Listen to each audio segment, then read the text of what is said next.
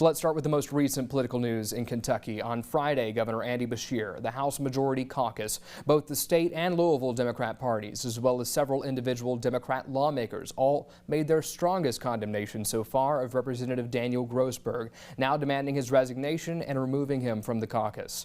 2 months ago, in late July, Lexington's Herald-Leader newspaper first published accusations from multiple women about weird and creepy messages, and since then, more women have come forward with their accounts of uncomfortable interactions. At least 4 women this week have now chosen to identify themselves.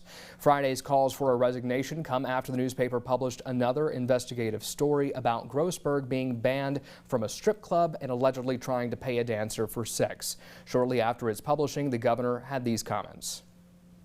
You cannot be a state representative and engage in this type of conduct, but no human being should make other people feel unsafe. Harassment is wrong in all of its forms. Now, since these allegations were first made public months ago, Grossberg has repeatedly denied any wrongdoing. His lawyer told us on Friday afternoon that he still has no plans to resign and wants an open hearing, telling us this case shouldn't be tried by the media. Jared, I'll let you go ahead and start the conversation here. Given that as of this taping, he is not resigning or has no plans to, if he is still in office whenever session returns, how could Representative Grossberg be an effective lawmaker? I don't see any way, to be honest. I think you'll find that Senator Thayer and I completely agree on this subject. I think he should resign, and the caucus wants him to resign. He's not going to be able to caucus with the minority caucus, and frankly, it sounds like he's going to dig his heels in and make the legislature expunge him. And so I don't know if that's something that the majority caucus wishes to even touch, to get involved. And so the dam broke today. We're filming on Friday. The dam broke, and he should do the right thing, and he should resign. Senator Thayer, the governor said that he would at least be open to having conversations about even having a special session for an impeachment. This process has been played out, I know, at least with Commonwealth's attorneys and such, at least in my time being here. What do you see happening? Well, the House Democratic Caucus is having a really bad summer, and it looks like the bad juju going on over there is going to continue into the fall. Representative Beverly Chester Burton was arrested for her second DUI. Representative Sherilyn Stevenson is being investigated for potential house ownership with a lobbyist, and now this situation with Representative Daniel Grossberg. The interesting thing is, of course he should resign, but he doesn't have to resign.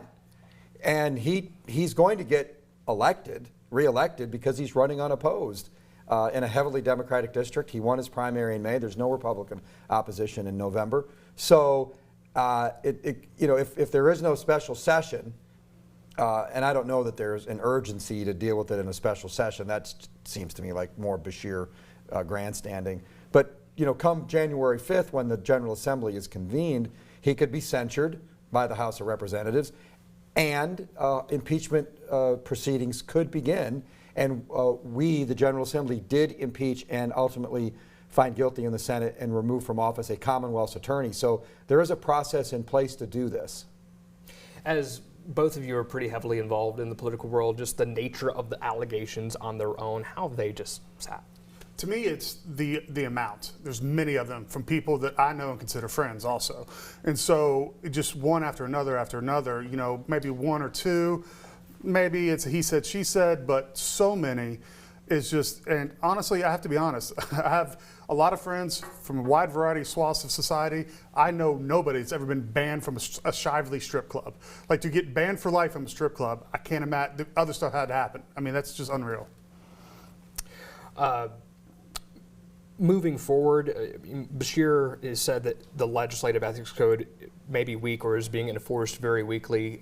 Representative Grossberg said that he wants to have an open and public hearing over this. Is there any way that would help his case? Well, he says he wants to tell his side of the story, but I can tell you that other legislative careers have ended for less than the allegations that have been leveled against Representative Grossberg.